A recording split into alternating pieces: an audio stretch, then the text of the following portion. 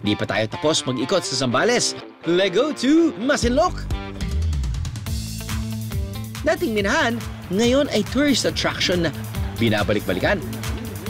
Ito ang Coto Kids Pool na matatagpuan sa Coto Mines. May mababaw at malalim na bahagi ng ilog na pwedeng langoyan. Meron din ditong diving platforms para sa mga feeling adventures dyan. The atmosphere is very unique. Parang I can't really compare it with any place I've been here in the Philippines. Kasi, of course, yung selling proposition talaga nila dito, unique selling proposition is really clear and clean water. Medyo mahaba-habahan tatahakin mo.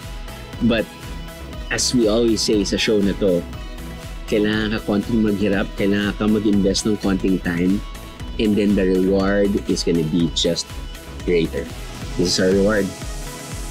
And I like the reward.